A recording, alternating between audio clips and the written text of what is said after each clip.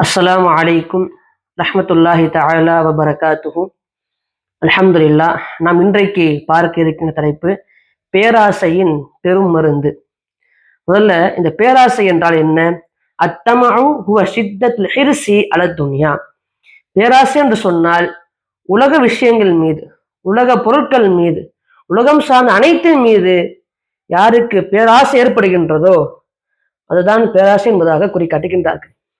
அல்லாஹ் குர்ஆன் எச்சரிக்கின்றான் பாருங்க. அல்ஹாக்குமுத் தகாசுர் ஹத்தா ஸுர்துமுல் மகாபிர். அதிகப்படுத்தும் ஆசை உங்கள் கவனத்தை அது திசை திருப்பி விடும். இதுவரைக்கும் என்று சொன்னால் கபூரை அடைகின்ற வரை. அப்ப பேராசை என்பது நம் கவனத்தை அது திசை திருப்பி விடும். பேராசை என்பது ஒரு மனிதனுக்கு 4 விதமான ஆபத்துக்களை ஏற்படுத்துமா. முதல்ல அந்த பேராசை பொய் பேச வைத்து விடும். இரண்டாவது அநியாயம் செய்ய வைத்து விடும். மூன்றாவது உறவுகளை உடைத்து விடும். நான்காவது இறைவனை மறக்க வைத்து விடும். அப்ப நம்ம இந்த பேராசை தவிர்த்து வாழ்றது சொன்னா ரிஸ்க் அனைத்துமே அல்லாஹ் தரப்போறான். அல்லாஹ் எழுதாத ஒன்றும் அடைவது கிடையாது. அல்லாஹ் எழுதிய ஒன்றும் அடையாம போவது கிடையாது.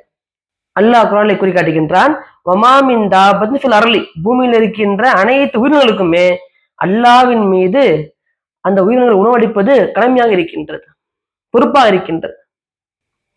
ரிஸ்க் என்பது அல்லாஹ் தருகின்ற எண்ணம் வந்துவிட்டாலே பேராசை குறைந்து விடும். அலி இப்னு அபி தாலிப் ரலியல்லாஹு அன்ஹு குறிக்காட்டுவார்கள், உலகத்தில் மிகப்பெரிய பணக்காரன் யாருன்னு சொன்னா யாருடைய உள்ளத்தில் திருப்தி இருக்கின்றதோ அவன்தான் பணக்காரன் என்பதாக அலி ரலியல்லாஹு தஆலா அன்ஹு குறிக்காட்டுகின்றார்கள். அதே போன்று நாம் மரணத்தை எண்ணினோம் சொன்னா இந்த பேராசை நம்மை விட்டு சென்று விடும். மரணம் என்பது உலக ஆசை, பேராசை இரண்டையுமே குறைத்து விடும். எனவே நாம் அதிகமாக மரணத்தை எண்ண வேண்டும். அடுத்து இப்ராஹிம் அதுகம் ரஹிமஹுல்லாஹ் கேட்டாங்களாம், இமாமே நீங்க எப்படி இவ்வளவு எளிமையா வாழ்றீங்கன்னு கேட்டாங்களாம். அதற்கு அந்த வெளியில சொன்ன வார்த்தை பாருங்க, மக்கள் உலகத்தை தேடுறாங்க, நான் அந்த உலகத்தை படைத்த இறைவனை தேடன்னு சொன்னாங்களா இப்ராஹிம் அதுகம் ரஹிமஹுல்லாஹ். அவன் தேடல் என்பது இறைவன் பக்கம் திரும்பி விட்டாலே இந்த பேராசை குறைந்து விடும். அதே போன்றுதான் ஒரு கவிஞன் கூறுவான், வரல்லா விமா கஸமல்லாஹு லக்க தக்குன் அகனன்னாஸ். அல்லாஹ் உனக்கு எதை கொடுத்தானோ அதை நீ திருப்தியா வச்சுக்கோ, அதை பொருந்திக் கொள்ளாத. இதை பொருந்தி கொண்டாலே தக்குன் அகனன்னாஸ், நீ மக்கள்ல மிகப்பெரிய செல்வாங்க இருப்பாய் என்பதாக அந்த கவிஞன் குறிக்காட்டுவான். அதே போன்று ஒரு ஞானிட்ட கேட்டாங்களாம், அமைதியா வளர்றது என்ன வழி, கஷ்டமா இருக்கு, சோர்வா இருக்கு, நிம்மதியே இல்லை, நாம் நிம்மதியா வாழ என்னன்னு கேட்டாங்களா. அதுக்கு சொன்ன வார்த்தை, நீங்கள் உங்கள் ஆசையை குறைத்துக் கொள்ளுங்கன்னு சொன்னாங்களா. அதே போன்று அலி ரலியல்லாஹு சொன்னார்கள், 2 விஷயங்கள், பேராசை என்பது 2 விஷயத்தை அழித்து விடுமாம். முதல் விஷயம் அறிவை அழித்து விடும், இரண்டாவது நம்முடைய மார்க்கத்தை அழித்து விடும் சொன்னாங்க. உமர் ரலியல்லாஹு தஆலா வாழ்க்கை வரலாற்று படிக்க வேண்டும் இன்ஷா அல்லாஹ். உங்க வாழ்க்கையை முழுக்க அனைத்தையும் பொருந்தி கொண்டு ஏழ்மையாகவே வாழ்ந்தார்கள். ஒரு எளிய உடை, ஒரு எளிய வீடு, எளிய உணவோடே வாழ்ந்தார்கள் உமர் ரலியல்லாஹு தஆலா அன்ஹு அவர்கள்.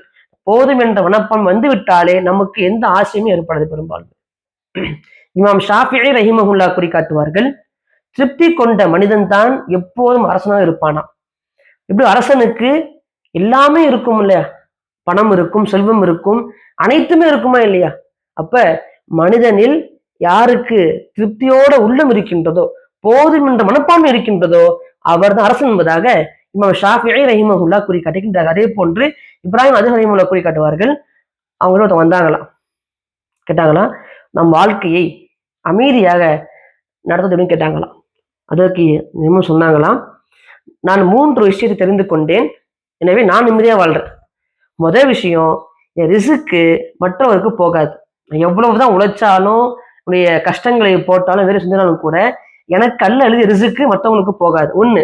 ரெண்டாவது, என்னுடைய அமலை மற்றவர் செய்ய முடியாது.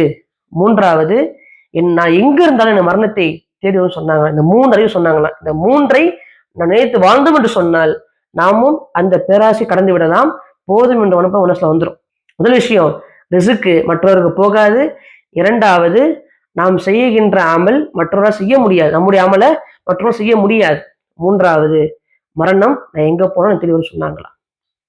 அதே போன்று ஹசன் பஸ்ரி ரஹிமஹுல்லா குறிக்காட்டுவார்கள், மனிதன் உலகத்தை தேடுகிறான், ஆனால் மரணம் அவனை தேடுகின்றது. மரணத்தை எண்ணுகின்ற பொழுது இந்த பேராசை குறைந்துவிடும்.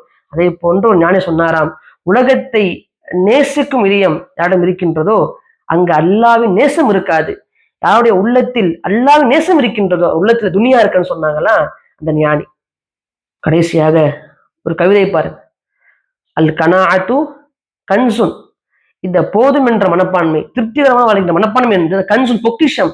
இப்படிப்பட்ட பொக்கிஷம் அது லா எஃப்னா, அழியாத செல்வம் என்பதாக குறிக்காட்டுகின்றார். எனவே நாம் ஆளுகின்ற காலத்தில் போதும் என்ற மனப்பான்மையோடு அல்லாஹ்வுக்கு அனைத்தையும் புரிந்து கொள்வாரும் இன்ஷா அல்லாஹ். அஸ்ஸலாமு அலைக்கும் வரஹ்மத்துல்லாஹி தஆலா வபரகாத்துஹு.